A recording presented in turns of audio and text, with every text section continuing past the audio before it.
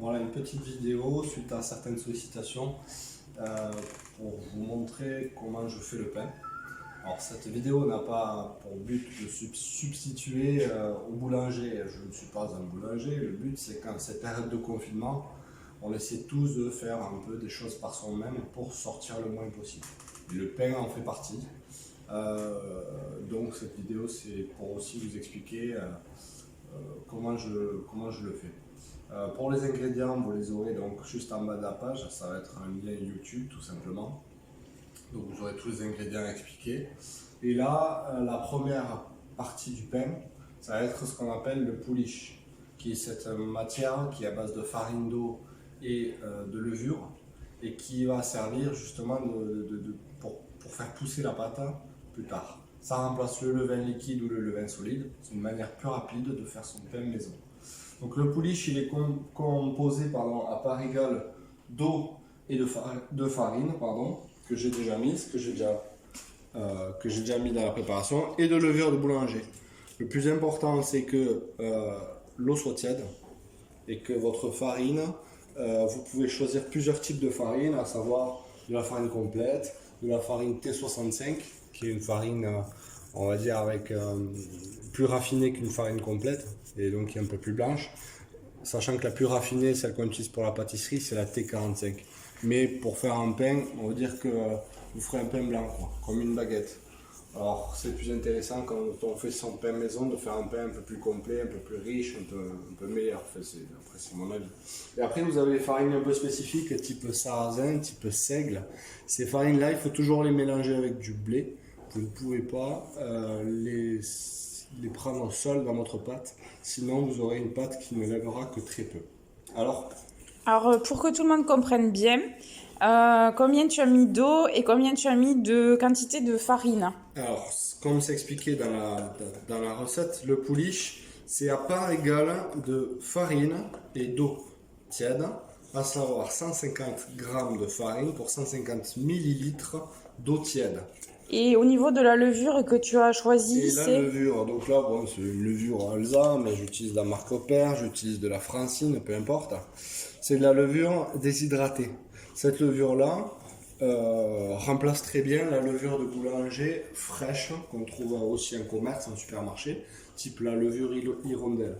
Mais vous pouvez faire avec une levure fraîche, à savoir, vous la prenez. La seule différence, c'est qu'au lieu qu'elle soit déshydratée et que vous la mettiez et que vous la diluiez comme ça, vous allez avoir un cube dans les mains qui fait 42 grammes. Il faut que vous mettiez à peu près 15 grammes, 15-20 grammes. Donc un bon tiers que vous mettez, que vous effritez avec votre main dans votre préparation. Et là, cette préparation, vous la remuez. Donc la levure, il faut mettre de l'eau tiède, c'est ça? De l'eau tiède, ça va être l'activateur, l'eau tiède. C'est le plus important. Et en fait, vous remuez donc, votre préparation. Et une fois que c'est homogène, qu'il n'y a plus de bulles de farine, d'accord, qui sont à l'intérieur, et bien là, vous avez fini votre pouliche et vous allez le mettre à reposer quelque part. Vous l'oubliez pendant 4 à 6 heures dans votre cuisine. Le plus important, c'est la température ambiante, à savoir une bonne vingtaine de degrés minimum, 20-25 c'est bien. Vous le couvrez d'un torchon propre et vous le mettez là et vous l'oubliez. Et voilà. Et du coup, ça veut dire qu'en fait, il faut prendre son temps pour faire son pain. Le pain, la chose la plus importante, c'est que vous ne pouvez pas vous dire à 11 h, je vais faire un pain que je vais manger à midi. C'est impossible. Le pain, il faut que ça prenne le temps de lever, de gonfler. Donc, là, par exemple, il est 13 h, on fait le pouliche. Dans 4-5 heures, on va faire la suite de la vidéo pour vous expliquer ensuite comment faire la préparation finale du pain qui va à nouveau pousser et qu'après on va cuire. Donc, c'est pour ça qu'il faut prendre son temps pour faire son pain. On se retrouve tout à l'heure pour la suite de la vidéo. Alors nous revoilà pour la suite de la vidéo. Donc il est à peu près 5h30, donc ça fait 4 heures après la réalisation du pouliche. Maintenant on va faire l'appareil à pain avec cette base pouliche et les nouveaux ingrédients que vous avez sur le descriptif de la vidéo. Alors on y va, on commence par mettre du sel, très important, dans tout pain il faut du sel. Hormis si vous faites du pain sans sel, mais bon, c'est pas quelque chose de très goûtu, donc non, c'est pas quelque chose que j'aime bien. Vous commencez, vous mettez 10 grammes de sel à peu près. Bon, là c'est de la fleur de sel, mais ça peut être du sel classique, il n'y a pas de problème. Pas de gros sel par contre, c'est pas trop recommandé. Et là, en fait, je vais faire moi un mélange de farine. Là, j'ai de la farine de type T65 que je vais mettre à hauteur d'à peu près, disons, 320 grammes. Voilà, 300.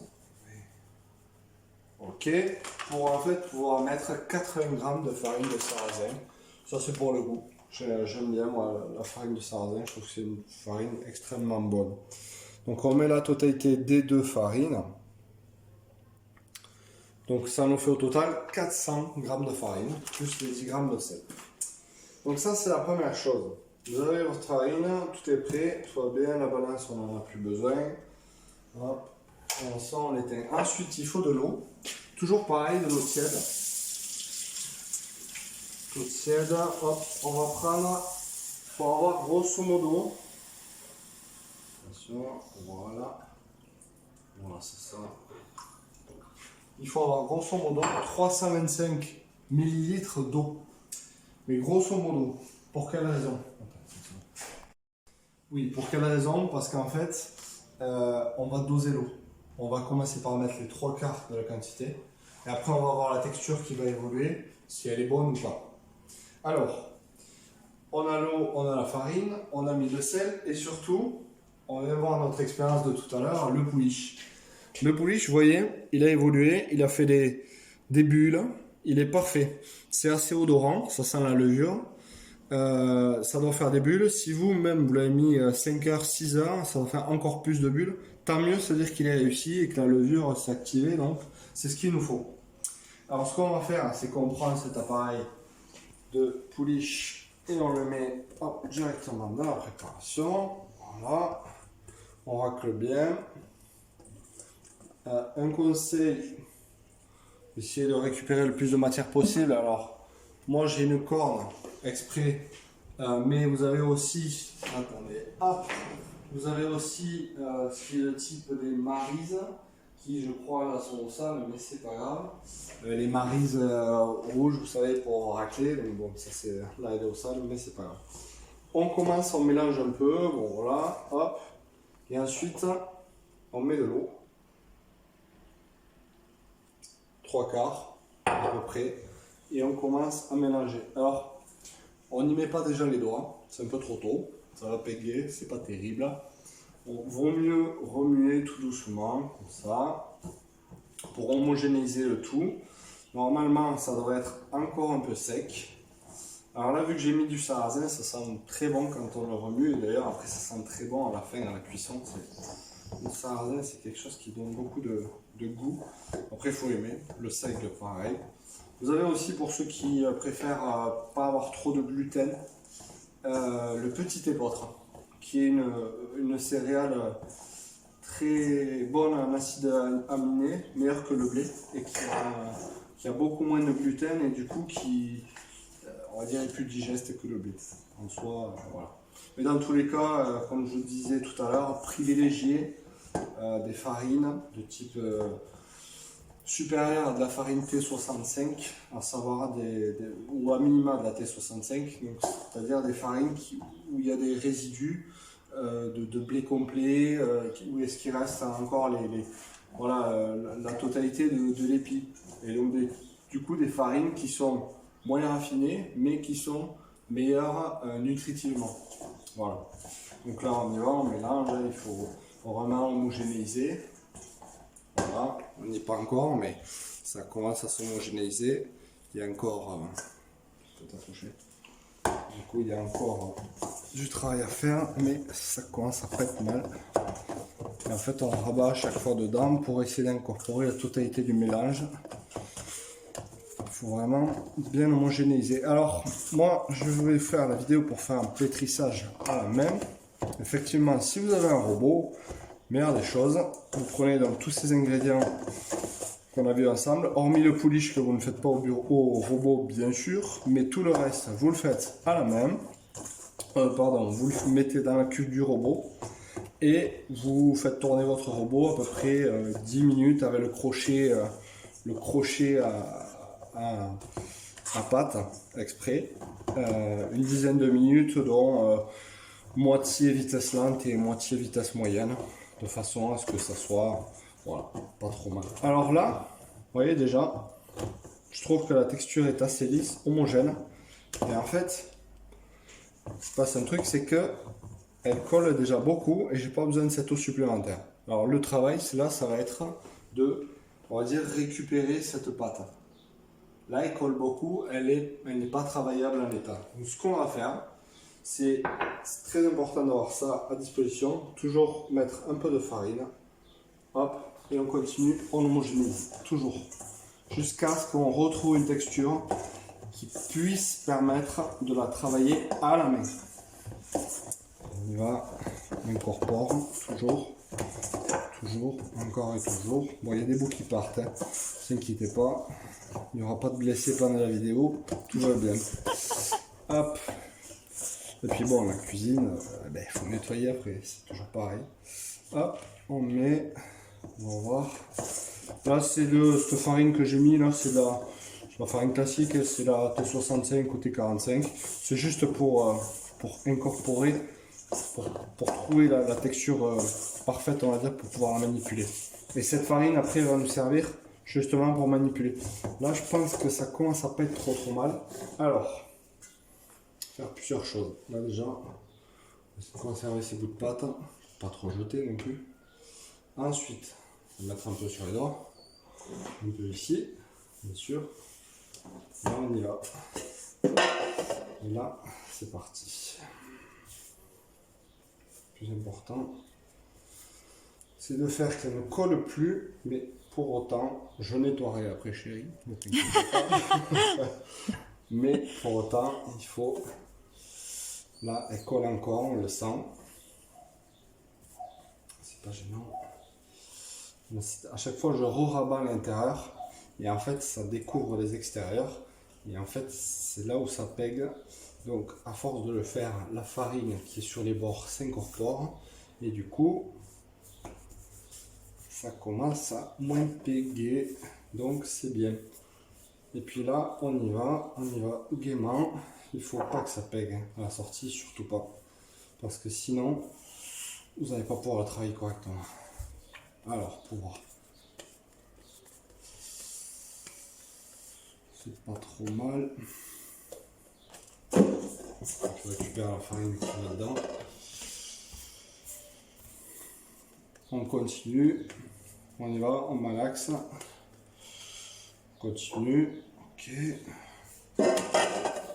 Je réincorpore la farine parce que ça pègue toujours un peu. Mais ça va pas être mal là. Alors, là ce que je commence à faire, c'est malaxer la pâte. Il va falloir le faire à ça pendant, disons, 5-6 minutes. Alors, il y a plusieurs gestes de malaxage possibles. Le plus important, de toute façon, c'est de malaxer, d'étirer pour pouvoir créer le réseau de gluten dans la pâte. Là, je la trouve très molle, mais bon, ça va le faire. Hop. Et on malaxe, Elle pègue encore beaucoup, je trouve.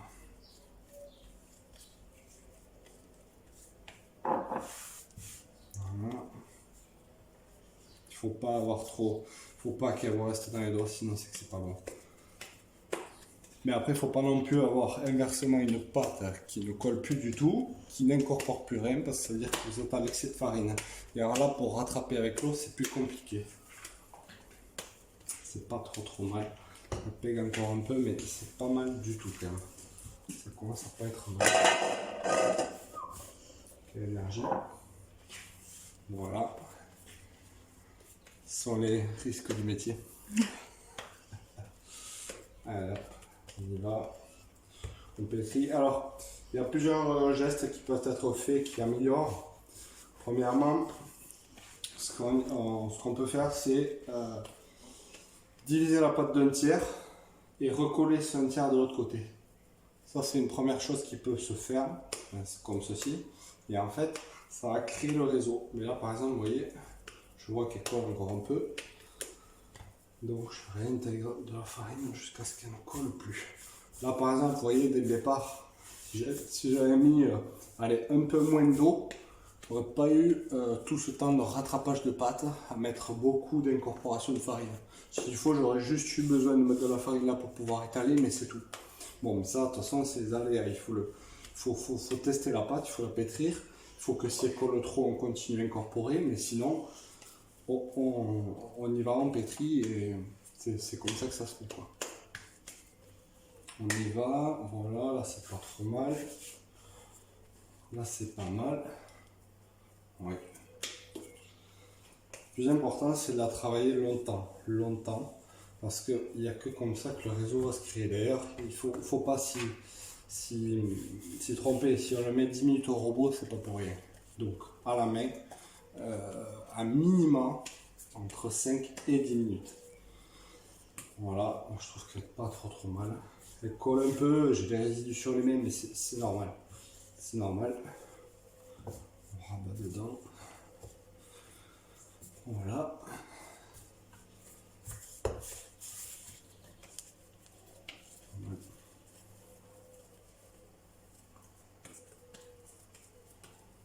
On tire.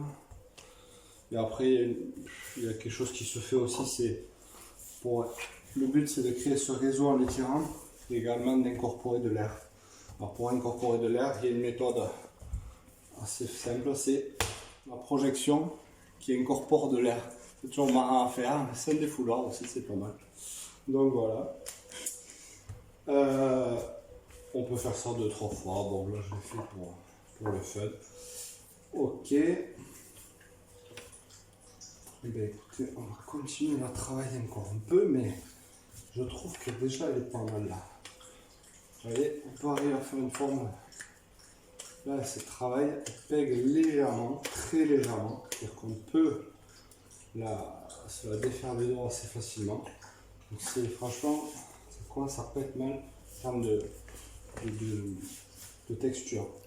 Toujours pareil, la pâte à pain, en fait, il faut la travailler avec assez d'énergie parce que c'est vrai que si on la garde trop longtemps dans les mains, je vous dis qu'elle pègue un peu, elle pègue, mais en la travaillant assez vite, le côté qui pègue disparaît.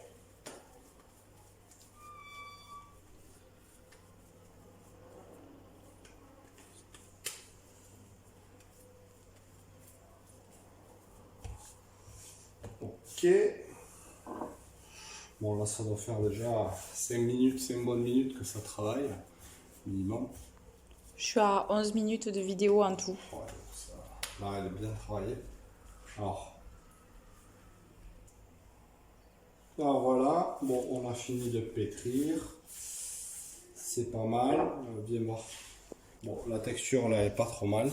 Alors, ce qu'on va faire, on va la former en forme de boule. Donc, on rabat vers l'intérieur, les extérieurs. Hop, et on enfonce comme ça. Hop, hop, hop. Et en faisant ça, normalement, on obtient une boule pas trop mal. On la met. Alors, moi, il reste de la farine. Si vous voyez plus de farine, très important, vous mettez un soupçon de farine dessous. Comme ça, vous n'aurez pas de problème à l'avenir.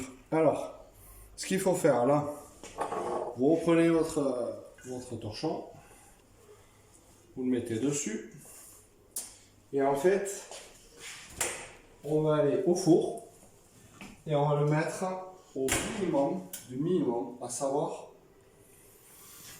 ça dépend des fours, c'est très variable. Il y en a, si vous avez un thermostat électrique, vous pouvez régler directement, donc il vous faut être, disons, à 35 degrés, 40 degrés. C'est pas pour cuire, c'est juste pour créer une atmosphère un peu chaude qui va favoriser la pousse. Et la levée, les levures, tout ça qui va accentuer ça. C'est juste pour aider. Si vous avez une maison assez chaude où il fait plus de 25 degrés, 25-30, bon 30 c'est un peu beaucoup quand même, mais s'il fait 25 déjà, vous pouvez poser ça couvert toujours pareil, la pâte va lever toute seule. Moi je préfère actionner un peu plus avec le four tout doucement, ça aide aussi. Là ce qu'on va faire, vous pouvez laisser le plan de travail à disposition, le ranger un peu, mais en laissant un peu de farine. Il faut le ranger bien sûr, parce que là c'est un peu le bazar, mais quand même. Parce que on va faire T'es pas pour la paix des ménages. Disons qu'il faut être patient quand il faut le pain, il y a des choses qu'il faut accepter, comme avoir un peu de farine sur un peu de travail. Et on va laisser ça, mettre un peu plus de farine pour après, parce qu'on va devoir faire un rabat une première fois, un deuxième rabat et ensuite mettre notre pain en forme. Donc là, je l'ai mis en route. On se revoit dans demi-heure pour faire le premier rabat. À tout. À la suite de la vidéo, donc très rapide, une manipulation à faire. Donc ça fait à peu près 30-40 minutes qu'on l'a mise à pousser. On va faire ce qu'on appelle un rabat. Alors, avec la pâte, elle a doublé, voire triplé de volume. Donc c'est génial, c'est plus ce qu'il fallait. Je ne vais pas utiliser celui qui est sale, j'utilise un propre, une nouvelle corne. Hop, on récupère la pâte partout. Elle a très légèrement collé, mais c'est très peu. Voilà, on va coller bien partout. On est là, on prend. Le rabat, ça consiste en quoi? Ça consiste en on dégage, on prend un côté et l'autre. Voilà, on reforme. On prend et on remet. Et c'est fini, tout simple. On reprend. Et voilà, on l'a dégazé une fois. Selon l'évolution, je pense qu'elle va repousser une vingtaine, trentaine de minutes. On se redonne rendez-vous, on refait ça. Et après, on fera la mise en forme finale avant cuisson. À la suite de la vidéo, donc on va regarder si on fait un rabat, comme je disais, ou éventuellement la mise en forme du pain. Un rabat c'est pas mal, si on en fait deux c'est bien. Bon, écoutez, là je trouve que c'est pas mal, ça a bien levé. À nouveau ça a doublé de volume et ce en à peine 20 minutes, 30 minutes, donc c'est très bien. Ce qu'on va faire, on va faire directement la mise en forme définitive. Alors, je vais vous préparer un papier sulfu, une plaque, essayez de trouver si bien, ça cuit bien. Hop, on prépare à l'avance et en fait ce qu'on va faire, alors là on va faire une boule, hein, tout simplement. Donc, on prend une pâte à nouveau, on va la dégazer. Ok, voilà, et là, on va juste la reformer en boule. Ok, ok, et là on est là. On rentre en fait à chaque fois dedans les côtés. On rentre bien. Là, je l'ai refaite réduire en volume. Elle est pas mal. On la dispose sur la plaque. Ce qu'on va faire à l'avance, donc là, le but c'est de la faire reposer pour que ça regonfle, en fait, que ça redouble de volume. On va bien là, bien repousser l'intérieur, là, que ça soit bien bombé, surtout dessous, là, que ça soit surélevé. Il va essayer de garder la hauteur. Et là, on fait le lamage. Alors, je fais un lamage simple, à savoir 3 traits comme ceci et 3 traits comme ceci. 2, pardon, comme ceci. Voilà, ça suffit. Là, c'est pas mal. Ça va s'ouvrir plus, forcément, tout ça. Je le remets à pousser au four. Ok. On va laisser faire. On remet à pousser au four. Et là, alors, la théorie, ça veut 1 heure. Moi, je dirais plus, il faut faire à l'œil. Dès que ça a doublé de volume, on le sort du four. Et là, on met son four en température. Je vous expliquerai au moment. Donc là, vous surveillez la pousse. Et il faut que ça double de volume. Là, ma boule, elle est comme ça. Il faut franchement que ça arrive à peu près comme ça. Donc on se retrouve tout à l'heure pour ça. À la suite de la vidéo, bon, j'ai un nouvel arrivant avec moi, Justin, et il va m'aider à finir le pain. Alors, on va vérifier qu'il a bien gonflé. Oh ben regardez, il a doublé de volume, donc là c'est nickel. Ce qu'on va faire, c'est que maintenant, on va mettre, regardez bien, un bol d'eau directement au fond du four. D'accord? Alors moi je les ai mis, hop, on va faire une chose simple. On va mettre au fond du four ce bol d'eau et on monte le four à fond, c'est-à-dire à peu près 250-260 degrés. Le but ça va être d'avoir le four le plus chaud possible et que ce bol il va créer une vapeur d'eau. Dès que le four est chaud, dès qu'on a le témoin que le four est chaud, on revient, on fait la suite de la vidéo. Dernière étape de la vidéo, on va enfourner le pain. Alors le four, ça y est à température, c'est bon. Petite manipulation à faire avant de le mettre au four, très important. prenez un verre, pas un verre d'eau complet, attention, je pense que je ne vais même pas tout mettre parce que ça fait presque un peu beaucoup. Voilà, un fond d'eau, et vous aurez votre four, et là vous balancez dedans. Faites de la vapeur, vous laissez monter la vapeur, et ensuite on enfourne le pain qui est bien gonflé pour 20 minutes sans se brûler. Et là, rendez-vous dans 20 minutes pour le résultat.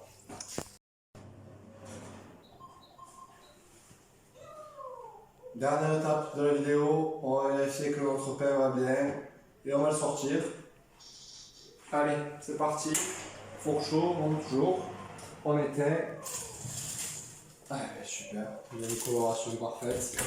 Tout va bien. Donc on le sort. Et là, il y a une petite technique pour savoir s'il est cuit. Normalement, en 20 minutes, c'est cuit. Hein. C'est très simple. Vous entendez, c'est creux quand on tapote. C'est qu'il est cuit. On le met là sur une grille pour refroidir. Il est bon, il est prêt, il est parfait. Petite chose à faire, c'est que dès qu'il a légèrement refroidi, vous le mettez, vous l'enroulez dans un torchon propre.